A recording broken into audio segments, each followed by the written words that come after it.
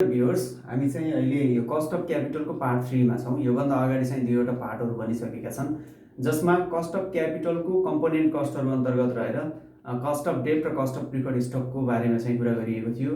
केही इक्जाम्पलहरू पनि सल्भ गरेका थियौँ भने आजको पार्टमा कस्ट अफ कमन स्टक अथवा कस्ट अफ इक्विटी अनि त्यसै गरी ओभरअल कस्ट अफ क्यापिटल अथवा वेटेड एभरेज कस्ट अफ क्यापिटलको बारेमा कुरा गर्नेछु।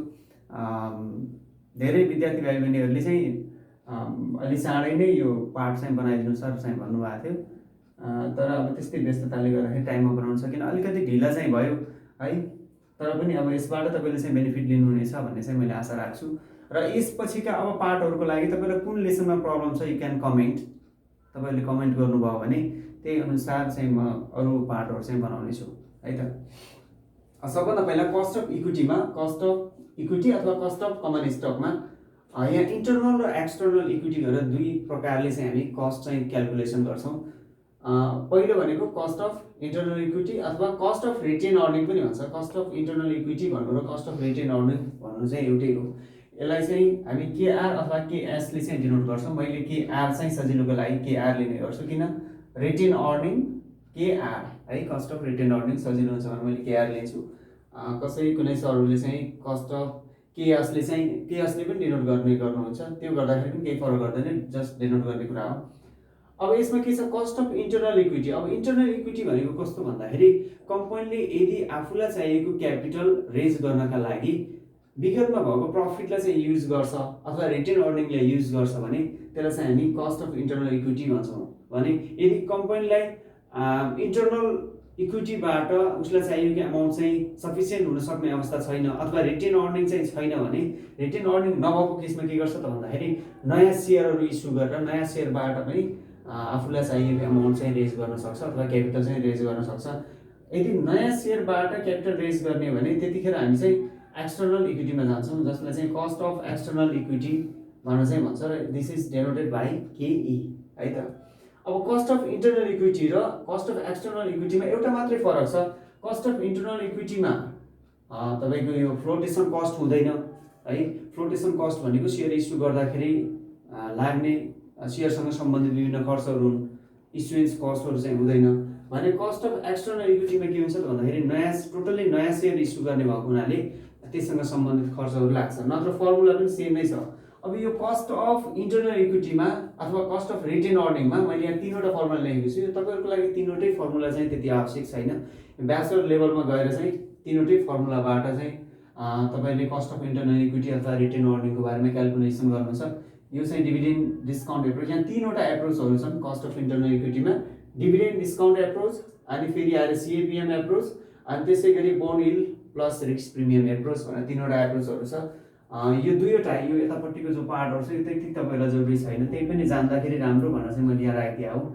मेनली तपाईँले यो फर्मुला जान्नुपर्छ कस्ट अफ इन्टरनल इक्विटी अथवा कस्ट अफ रिटेन अर्निङको लागि।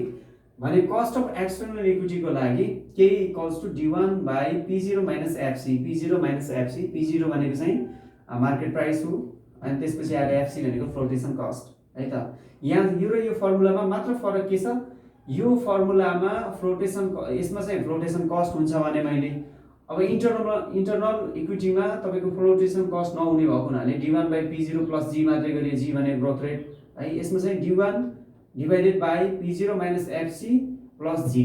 अब फ्लोटेसन कस्ट यदि रुपिजमा दिएको छ होइन, यो चाहिँ मार्केट प्राइस भयो होइन, मार्केट प्राइस, र यदि फ्लोटेसन कस्ट रुपिजमा दिएको छ भने P0 माइनस एफसी गर्न सकियो। र यदि फ्लोटेसन कस्ट पर्सेन्टेजमा दिएको केसमा D1 divided by P0 multiplied by 1 minus F. अब यतिखेर हामी सिधै चाहिँ के गर्छौँ, पर्सेन्टेज राख्छौँ। जस्तो 30% अथवा 10%, 5% भनेको छ, 10% भनेको छ भने यहाँ चाहिँ एफको ठाउँमा 0.10 राखेर चाहिँ गर्छौँ है। Equals to D1 divided by net profit. Net profit भनेकै P0बाट फ्लोटेसन कस्ट घटाएपछिको भ्यालु नै के हो त भन्दाखेरि नेट प्रफिट हो। सो कस्ट अफ इक्विटी अथवा कस्ट अफ कमन स्टकमा हामीले इन्टरनल इक्विटी र एक्सटर्नल इक्विटीको बारेमा चाहिँ जान्नुपर्ने हुन्छ। इन्टरनल इक्विटीमा तपाईँले यति फर्मुला मात्र जान्दा हुन्छ, कस्ट अफ इन्टरनल इक्विटी अथवा cost of retain earning KR equals to D1 by P0 plus G. अब यताको पार्ट चाहिँ तपाईँलाई त्यति इम्पोर्टेन्ट चाहिँ छैन है। यो अब इन्टरनल इक्विटीसँग सम्बन्धित हो है, तर पनि तपाईँको लेभलमा त्यति राखेको छैन, खासै क्वेसन आउँदैन। मैले यो चाहिँ अब यसैसँग सम्बन्धित भएको हुनाले मैले यो फर्मुला पनि राखेको हो। तपाईहरुले चाहिँ यो त्यति इम्पोर्टेन्ट चाहिँ छैन। कस्ट अफ इन्टरनल इक्विटीको लागि यो फर्मुला जान्नु पर्यो, KR equals to D1 divide by P0 plus G। अनि कस्ट अफ एक्सटर्नल इक्विटीको लागि K equals to D1 by P0 minus FC plus G। G भनेको ग्रोथ रेट है। यहाँ वेयर भनेर मैले यसको चाहिँ डिटेल्स पनि दिएको छु। D1 equals to expected dividend अथवा नेक्स्ट डिभिडेन्ड, एक्सपेक्टेड डिभिडेन्ड पनि भन्छ, नेक्स्ट डिभिडेन्ड पनि भन्छ, इयर इन डिभिडेन्ड पनि भन्छ। यो D1 र D0 मा धेरै स्टुडेन्टहरु झुक्किन्छन् है, यसमा चाहिँ ध्यान दिनु होला।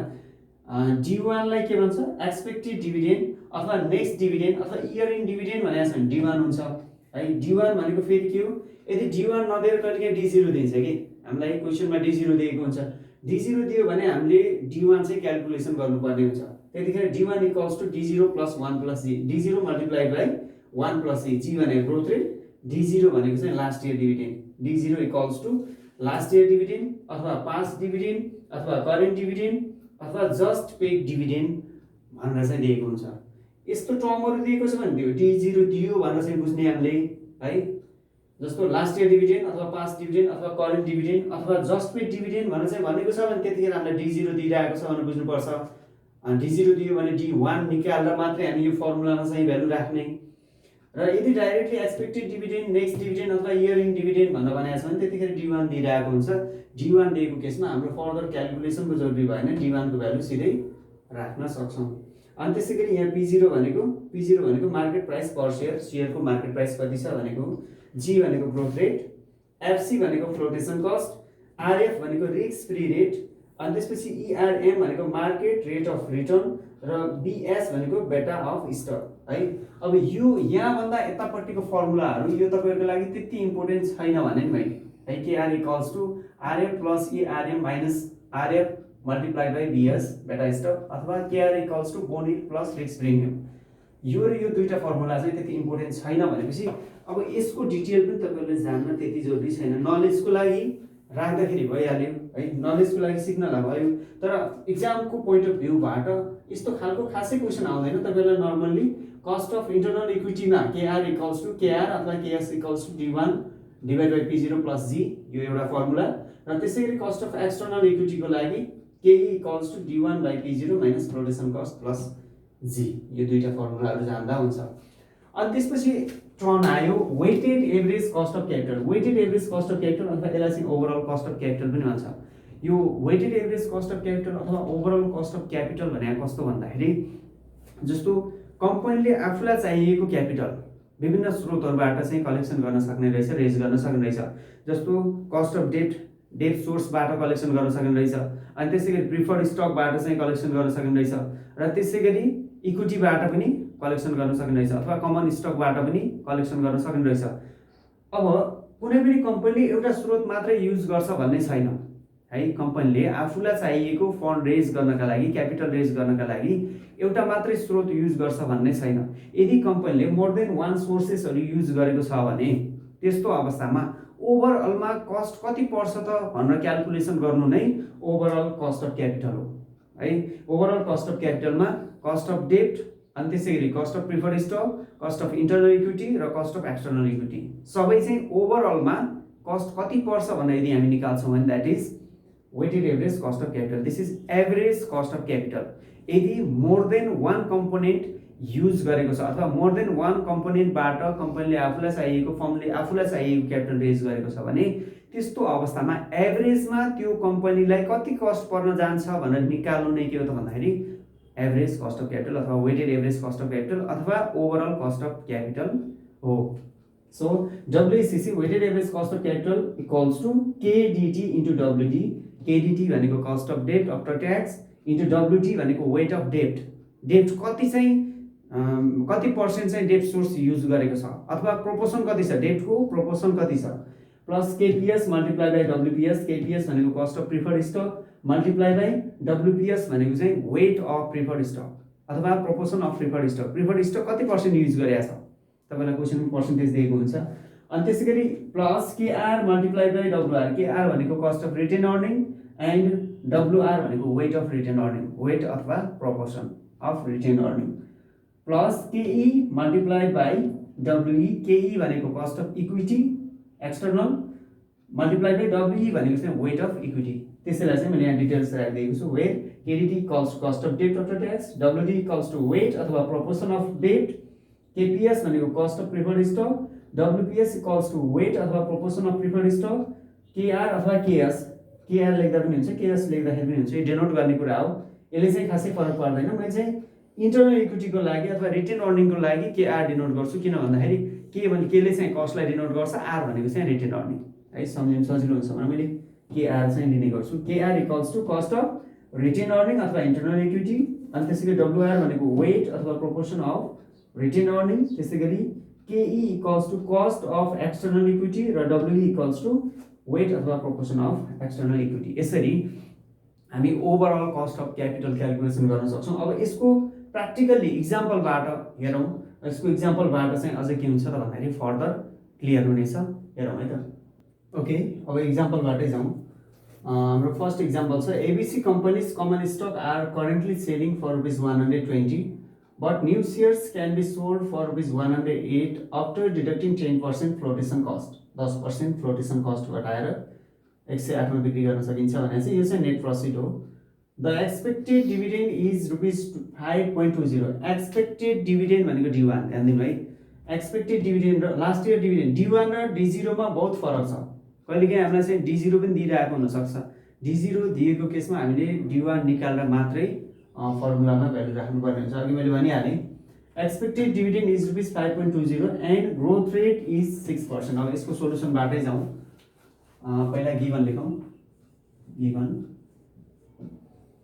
ABC company's common stock are currently selling for ₹120। Current selling price अथवा करेन्ट मार्केट प्राइस भनेर लेख्नु हुन्छ। Current selling price, current selling price अथवा market price, price of stock is denoted by P0 equals to ₹120 selling price अथवा market price है। अनि त्यसै गरी currently selling for ₹100 but new shares can be sold for ₹108 भनेको चाहिँ यो चाहिँ नेट प्रॉफिट हो है। Net profit, net profit after flotation cost, flotation cost. This is NP equals to ₹108 and this is after deducting 10% flotation cost। इसको मतलब flotation cost रहेछ, flotation cost FC equals to 10%, 10% flotation cost हो। The expected dividend is ₹5.20। expected dividend, expected dividend is denoted by D1 equals to ₹5.20 and the growth rate is 6%. growth rate G equals to 6%. Now for A number को लागि what is the cost of internal equity अथवा cost of retain earning भनेको छ। cost of internal equity अथवा retain earning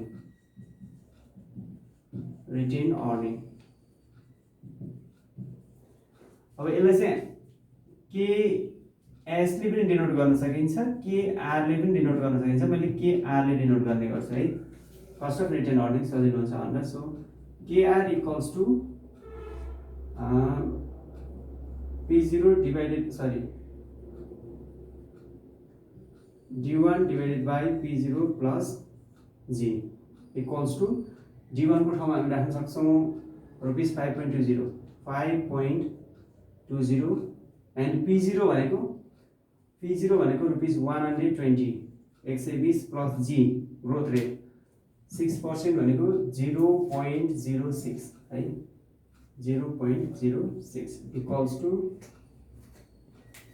cost of retain earning है। 5.20 divided by 1.20 120 5.20 divided by 120 equals to 0.4333 आउँदो रहेछ plus 0.06 equals to 0.06 equals to 0.1033 that is 10.33%. Cost of internal equity चाहिँ 10.33% आउँदो रहेछ। अब कस्ट अफ इन्टरनल इक्विटी र cost of external इक्विटीमा मात्रै एउटा फरक छ। त्यो फरक भनेको के हो त भन्दाखेरि D1 बाई P0 को ठाउँमा हामी चाहिँ नेट प्रॉफिट राख्छौं कि P0 को ठाउँमा नेट प्रॉफिट राख्छौं अथवा P0 बाट फ्लोटेसन कस्ट घटाएपछि भ्यालु राख्छौं। सो नम्बर बी मा है कस्ट अफ एक्सटर्नल इक्विटी अथवा यसलाई न्यू इश्यू पनि भन्छ, कस्ट अफ न्यू इश्यू पनि भन्छ। New issue is denoted by KE. KE equals to D1 by net proceed plus G. और D1 भनेको अथवा यसलाई यसरी पनि एक्सप्रेस गर्न सकिन्छ। म तपाईलाई दुई तरिकाबाटै गरेर देखाइदिन्छु है त। D1 बाइ अहिले चाहिँ हामीलाई नेट प्रॉफिट डाइरेक्ट दिएको छ। नेट प्रॉफिट भनेर दिएको छ यो कता net profit after flotation cost NP equals to 108 भनेको छ। अहिले चाहिँ डाइरेक्ट दियो भने कसरी राख्ने र यदि यो नेट प्रॉफिट नदिएर फ्लोटेसन कस्ट र अनि यसको चाहिँ सेलिङ प्राइस अथवा मार्केट प्राइस दुईटा मात्रै दिएको केसमा कसरी राख्ने पर्सेन्टेज राखेर कसरी गर्ने त्यो पनि बताउँछु मैले। D1 को ठाउँमा we can write rupees 5.20 and NP net profit भनेको net profit is rupees 108 plus G भनेको growth rate 0.06 equals to 5.20 divided by 108 equals to plus 0.06 equals to 0.1081 आउँदो रहेछ। 0.1081 त्यो भनेकै के हो that is 10.81%। 10.81% cost of external equity. अब यसैलाई यदि तपाईको नेट प्रॉफिट भनेर दिएको छैन डाइरेक्ट दिएको छैन भने त्यस्तो केसमा KE equals to D1 by P0 multiplied by 1 minus F हामीले यसरी पनि गरिहाल्यौं प्लस G। यो फर्मुलाबाट पनि जान सकियो। सेम कुरा हो। D1 को ठाउँमा 5.20 अनि P0 भनेको P0 दिएको छ यहाँ 120 मल्टिप्लाई बाइ 1 माइनस F भनेको फ्लोटेसन कस्ट। फ्लोटेसन कस्ट अहिले कति भनेको छ 10% भनेको दैट इज 0.10 है 1 माइनस 0.10 प्लस G भनेको 0.06 इक्वल्स टु 5.20 डिवाइडेड बाई अब यहाँ 1 बाट 0.10 लेस गर्ने 120 मल्टिप्लाई बाई 0.90 बस्यो प्लस 0.06 अमाउन्ट त सेम नै आउने हो तर एक्सप्रेस गर्ने तरिका मात्रै फरक हो। 5.20 डिवाइडेड बाई 120 मल्टिप्लाइड बाई 0.90 भनेको सेम 108 आउनु पर्छ। 120 multiplied by 0.90 equals to same rupees 108 plus 0.06 that is अब यहाँ पनि के आउँछ त्यही नै आउँछ 0.1081 that is 10.81%। यसरी कस्ट अफ कमन स्टक को इंटरनल कस्ट र एक्सटर्नल कस्ट क्याल्कुलेसन गर्न सकिन्छ। तपाईले एउटा कुरा के बुझ्नुस् भन्दाखेरि तपाईलाई क्वेशन सेम एउटै क्वेशन दिएर कस्ट अफ इंटरनल इक्विटी र कस्ट अफ एक्सटर्नल इक्विटी भनेर चाहिँ सोध्न सक्छ। अब इंटरनल इक्विटी भन्यो भने फ्लोटेसन कस्ट नराखिकिन गर्ने यो फ्लोटेसन कस्ट नराखि गरियो इंटरनल इक्विटी को लागि कस्ट अफ इंटरनल इक्विटी मा यहाँ हामीले चाहिँ फ्लोटेसन कस्ट घटाएको छैनौं P0 मार्केट प्राइस अथवा सेलिङ प्राइस राखेका छौं भने अब सेकेन्डमा के गरियो त भन्दाखेरि कस्ट अफ एक्सटर्नल इक्विटी भन्दाखेरि नेट प्रॉफिट राख्यो। नेट प्रॉफिट भनेको के हो P0 माइनस फ्लोटेसन कस्ट हो। P0 बाट अथवा मार्केट प्राइस अथवा सेलिङ प्राइसबाट तपाईले फ्लोटेसन कस्ट घटाउनु भयो भने नेट प्रॉफिट आउँछ। इन्टरनल इक्विटीमा फ्लोटेसन कस्ट लाग्दैन, त्यसैले फ्लोटेसन कस्ट घटाइदैन। एक्सटर्नल इक्विटीमा फ्लोटेसन कस्ट लाग्छ, so we have to deduct flotation cost from P0। P0 बाट फ्लोटेसन कस्ट घटाउँछौं र जुन भ्यालु आउँछ त्यसलाई चाहिँ हामी नेट प्रॉफिट गर्न चाहिँ आउँछौं। अब यो अवस्थामा फ्लोटेसन कस्ट नलाग्ने भएको हुनाले P0 भनेको के हुन्छ, नेट प्रॉफिट हुन्छ कि जति P0 त्यति नै के हुन्छ, नेट प्रॉफिट हुन्छ। Because flotation cost is 0 in internal इक्विटीमा फ्लोटेसन कस्ट 0 हुन्छ। अब यसपछि आएर यसलाई चाहिँ स्क्रिनशट गर्नुस् अथवा अब यसपछि हामी वेटेड एभरेज कस्ट अफ क्यापिटलको बारेमा कुरा गर्छौं। सेकेन्ड एक्जाम्पल छ, मैले यसलाई इरेज गर्छु।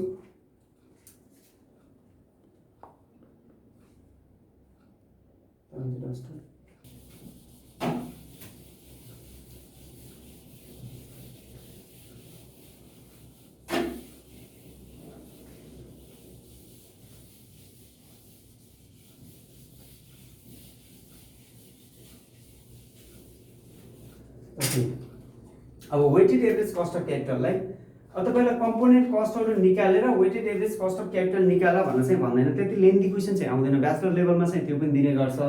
तपाईहरुको लागि के गर्छ त भन्दाखेरि सोर्सेस अफ क्यापिटलको स्रोतहरु के हुन् त्यो दिन्छ अनि अमाउन्ट दिन्छ र कम्पोनेन्ट कस्ट चाहिँ क्याल्कुलेसन गरेर दिएर चाहिँ सोध्न सक्छ है। अब यहाँ एउटा क्वेशन छ, कन्सिडर द फलोइङ इन्फर्मेसन भनेर सोर्सेस अफ क्यापिटलमा डेट सोर्स युज गरे, प्रिफर्ड स्टक र कमन स्टकमा। अब कमन स्टक मात्रै भन्छ भने एक्सटर्नल भनेर बुझ्ने कि है, इन्टरनल छ भने कमन स्टकमा इन्टरनल एक्सटर्नल भनेर भन्छ अथवा रिटेन अर्निङ भनेर चाहिँ क्लियरली दिएको हुन्छ। अहिले चाहिँ रिटेन अर्निङ चाहिँ दिएको छैन। अनि यसको अमाउन्ट दियो, डेट सोर्सबाट 3 लाख कलेक्सन गर्ने रहेछ, प्रिफर्ड स्टकबाट 2 लाख र कमन स्टकबाट 5 लाख कलेक्सन गर्छ। यसको मतलब कम्पनीलाई टोटल चाहिएको छ रुपैयाँ, टोटल गर्ने 5 लाख प्लस 2 लाख प्लस 3 लाख भनेको 5 6 7 8 9 10 10 लाख चाहिँ रिक्वायरमेन्ट छ, 10 लाख चाहिँ आवश्यक रहेछ है।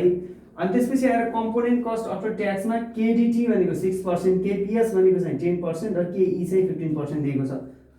केडीटी, केपीएस, केई दिएको छ। अब हामीलाई चाहिँ के चाहिन्छ भन्दाखेरि वेट चाहिन्छ, वेट अथवा प्रोपोर्सन चाहिन्छ।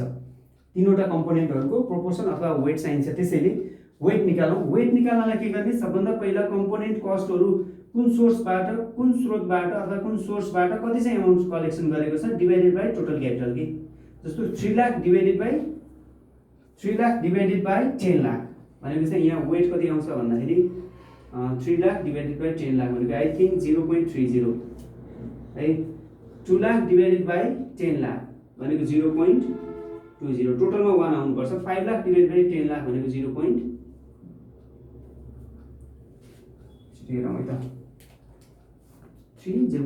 हुनु पर्ने हो, 0.50 चेक गरेर हेरौँ है त। 3 lakh divided by 10 lakh equals to 0.3. This is correct. Similarly, 2 lakh divided by 10 lakh 0.20. This is also correct. 5 lakh divided by 10 lakh. This is also correct. र टोटलमा यसको वेट हुन्छ 1 है त। अब यसपछि weighted average cost of capital निकाल्नका लागि given भन्नु पहिला लेख्ने, गिवन सबभन्दा पहिला। अब यसमा चाहिँ के छैन भन्दाखेरि रिटेन अर्निङ छैन कि, इन्टरनल इक्विटी चाहिँ दिएको छैन। यो कमन स्टक मात्रै भन्यो भने चाहिँ एक्सटर्नल इक्विटी हुन्छ। सबभन्दा पहिला गिवन भनेर लेखौँ, cost of debt after tax is denoted by KDT equals to cost of debt after tax भनेको तपाईको 6% दिएको छ। सो 6% that is 6% डाइरेक्ट राखौँ न। अनि त्यसैगरी प्रिफर्ड स्टकको कस्ट दिएको छ, कस्ट अफ प्रिफर्ड स्टक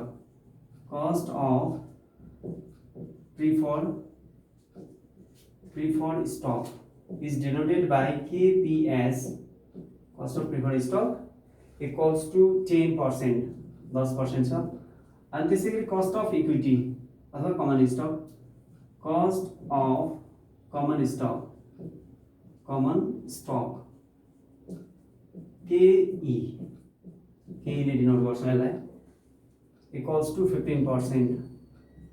र अहिले हामी भर्खरै चाहिँ वेट निकालेको छौँ। वेट भनेको यी पर्सेन्टेज हो कि टोटल क्यापिटलमा डेब्टबाट कति चाहिँ कलेक्सन गर्छ, टोटल क्यापिटलमा प्रिफर्ड स्टकबाट कति कलेक्सन गर्छ, टोटल क्यापिटलमा कमन स्टकबाट कति रेज गर्छ अथवा कलेक्सन गर्छ, यसको रेसियो अथवा पर्सेन्टेज अथवा प्रोपोर्सनलाई नै हामी के भन्छौँ, वेट भन्छौँ। सो वेट अफ डेब्ट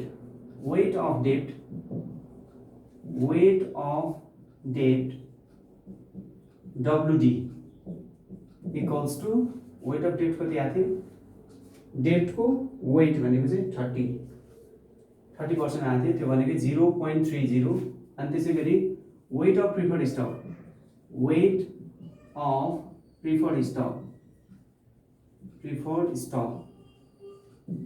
WPS weight of preferred stock भनेको चाहिँ 20%। सो 0.20 अनि weight of equity WE equals to 0.50 50% थियो 0.50 है त। Now weighted average cost of capital WACC equals to, अब यसको फर्मुला पहिला लेखौँ, WACC equals to KDT times WD plus KPS into WPS weight of preferred stock भनेको, अनि त्यसै गरी KR multiplied by WR weight of retain earning cost of retain earning, अनि plus KE multiplied by WE। अब यो त दिएको छैन, नराखे पनि हुन्छ, नराख्दाखेरि नदेखाउँदा पनि हुन्छ, त्यही पनि मैले कम्प्लिट फर्मुला लेखेँ। अब KDT को ठाउँमा हामीले कति राख्न सक्यो, 6%, 6 मल्टिप्लाइड बाई WD भनेको WD वेट अफ डेब्ट भनेको 0.30 प्लस KPS भनेको 10%, 10 प्लस 10, अनि WPS weight of preferred stock भनेको चाहिँ वेट अफ प्रिफर्ड स्टक भनेको 0.20 टाइम्स 0.20 प्लस KR छैन, so 0, weight of retain earning पनि के छ 0, प्लस KE यो नभएकोले नराख्दा पनि हुन्छ है, KE कस्ट अफ इक्विटी भनेको चाहिँ 15% multiplied by WE weight of equity भनेको चाहिँ 50% अथवा 0.50, 6 into 0.30 I think 1.80, 6 multiplied by 0.30 equals to 1.80, इसको वैल्यू आउँछ 1.80 प्लस 10 इन्टु 0.20 2 भनेको चाहिँ यसको 2 नै हुन्छ होला, 10 मल्टिप्लाइड बाई 0.20 इक्वल्स टु 2, अनि यहाँ 0 हुने भयो, प्लस 15 मल्टिप्लाइड बाई 5 7.5 हुन्छ कि 15 मल्टिप्लाइड बाई 0.50 7.5 इक्वल्स टु, अब सबैलाई चाहिँ सम गरौँ, 1.80 प्लस 2 प्लस 7.5 इक्वल्स टु 11.3%। यसरी चाहिँ weighted average cost of capital निकाल्न सकिन्छ। वेटेड एभरेज कस्ट अफ क्यापिटलको मिनिङ के रहेछ त भन्दाखेरि, यदि कम्पनीलाई जस्तो यहाँ 10 लाख रुपियाँ चाहिँ आवश्यक परेको छ, यो कम्पनीको लागि 10 लाख रुपियाँ आवश्यक परेको छ, 10 लाख चाहिँ रेज गर्नको लागि उसले डेट सोर्स मात्रै पनि युज गर्न सक्थ्यो, प्रिफर्ड स्टकबाट मात्रै पनि कलेक्सन गर्न सक्थ्यो, अनि कमन स्टकबाट पनि कलेक्सन गर्न सक्थ्यो होला हैन, मेबी। तर के गर्यो त भन्दाखेरि यसले तीनवटै स्रोतलाई चाहिँ युटिलाइज गरेको छ, तीनवटै स्रोतबाट चाहिँ अमाउन्ट रेज गरेको छ, डेट सोर्सबाट 3 लाख, प्रिफर्ड स्टकबाट 2 लाख र कमन स्टकबाट 5 लाख चाहिँ कलेक्सन गरेको छ भने, यदि ओभरअलमा यदि तीनवटा स्रोतबाट 10 लाख रुपियाँ कलेक्सन गरेको छ, रेज गरेको छ भने, त्यस्तो केसमा ओभरअलमा कम्पनीलाई कति कस्ट लाग्छ भनेर निकाल्नु नै के हो त भन्दाखेरि weighted average cost of capital हो। यसलाई चाहिँ हामी ओभरअल कस्ट अफ क्यापिटल पनि भन्छौँ। So WCC equals to KDT into WD plus KPS multiplied by WPS KR WR KE WE, यसरी चाहिँ weighted average cost of capital अथवा ओभरअल कस्ट अफ क्यापिटल निकाल्न सकिन्छ। अब योभन्दा अगाडि हुन त यो पार्टको लागि अलिकति ढिला चाहिँ भयो, तपाईँले मैले अलिक चाँडै नै ल्याउँछु भनेको थिएँ, अलिकति व्यस्तताले गर्दाखेरि टाइममा ल्याउन सकिएन। अब यसपछि तपाईँहरूलाई कुन लेसनमा चाहिँ प्रब्लम छ अथवा तपाईँले कुन लेसन चाहिँ चाहनुहुन्छ, प्लिज कमेन्ट गर्न नबिर्सनु होला, कमेन्ट गर्नुहोस्। अनि त्यसपछि त्यही अनुसारको लेसनहरू चाहिँ म प्रिपेयर गरेर राख्नेछु। अब धेरै दिन पनि छैन एक्जामको लागि। Thank you for watching, thanks, keep supporting.